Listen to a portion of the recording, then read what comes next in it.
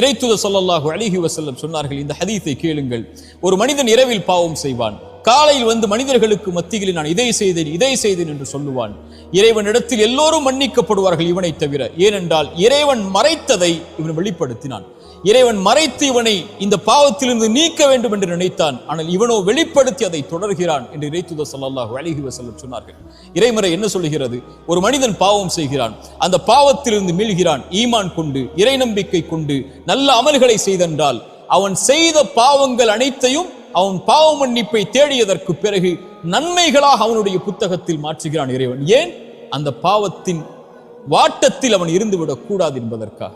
சுப்ஹானல்லாஹ். இப்படிப்பட்ட இறைமறையையும் இறை தூதருடைய வழிமுறைகளையும் பெற்றிருக்கக்கூடிய நாம் ஏன் நம்முடைய கடந்த காலத்தில் நடந்ததை நினைத்து வருந்தி கொண்டிருக்கிறோம்? லா தக்னது மின் ரஹ்மத்தில்லாஹ். இறைவனுடைய அருளில் ஒருபோதும் நம்பிக்கை இழக்காதீர்கள். உங்கள் வாழ்வில் எது இல்லாமல் இருந்தாலும் இறைவன் கொடுப்பான் என்ற நம்பிக்கையில் முன்னேறுங்கள். வாழ்வில் எதை இழந்திருந்தாலும் இழந்ததை விட இறைவன் சிறந்ததை உங்களுக்கு தருவான் என்ற இறைவனுடைய நம்பிக்கையோடு முன்னேறுங்கள். பாவம் செய்வதை விட பெரிய பாவம் இறைவனுடைய அருளில் நம்பிக்கை இழப்பது. லா தக்னது மின் ரஹ்மத்தில்லாஹ். இறைவனுடைய அருளில் ஒருபோதும் நம்பிக்கை இழந்து விடாதீர்கள்.